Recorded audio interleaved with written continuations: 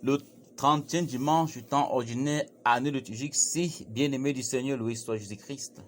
Dans le texte de l'évangile de ce dimanche, Luc nous dit que le Seigneur s'adresse à ceux qui sont convaincus d'être justes et qui méprisent les autres. Il n'y a rien de mal à être juste. Et dans les Saintes Écritures, le juste est celui dont la vie est en conformité avec la volonté de Dieu. Le juste est celui qui craint Dieu, qui ne l'offense pas, qui ne fait pas de tort à son prochain, qui ne dénigre pas son prochain. Notre monde serait un paradis s'il était rempli des personnes justes, mais mépriser les autres. Voilà au moins une chose injuste. Dans la parabole de ce jour, le pharisien et le publicain sont tous deux dans le temple et animés d'une même intention, la prière. Ces deux personnes opposées. Le pharisien est un homme irréprochable, un bon pratiquant.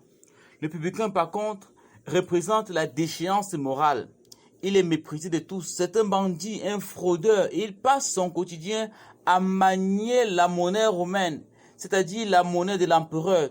Une monnaie portant l'effigie de l'empereur romain sur un territoire où Dieu est roi. C'est donc la proclamation de la divinité de l'empereur. C'est de l'idolâtrie. Et le publicain est un moteur principal de cette idolâtrie. Au premier contact, il n'y a rien à reprocher aux pharisiens. Il respecte la loi. Il va même au-delà de ce que prescrit la loi. C'est un homme intègre. Il mérite de l'admiration. Ce que Jésus lui reproche, c'est sa suffisance et son mépris des autres. Le mépris des autres, et pire encore, dans la maison de Dieu, est une tentative de prendre la place de Dieu qui seul a le pouvoir de juger et de condamner. Le saint contamine les autres par sa sainteté. Le saint ne dénigre pas l'autre. La prière n'est pas une autoglorification. Elle n'est pas le moment d'étaler nos prouesses, nos qualités ou nos mérites. Elle n'est non plus le moment d'accuser les autres, de se comparer à eux, de les humilier.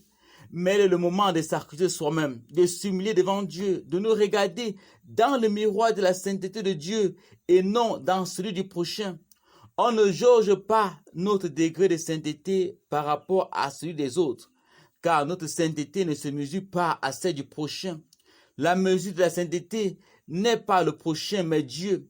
C'est Dieu qui justifie et non l'homme qui se justifie lui-même.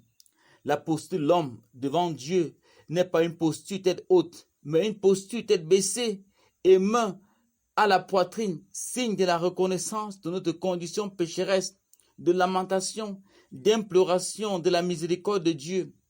Contrairement à la parabole de ce jour, aujourd'hui, nous vivons de plus en plus l'inverse. C'est le publicain qui intrigue le pharisien. C'est celui qui est installé dans l'immoralité, qui se moque de celui qui mène une vie droite. Loué soit Jésus-Christ. Le 30e dimanche du temps ordinaire, année liturgique C, bien-aimé du Seigneur, loué soit Jésus-Christ. Dans le texte de l'évangile de ce dimanche, Luc nous dit que le Seigneur s'adresse à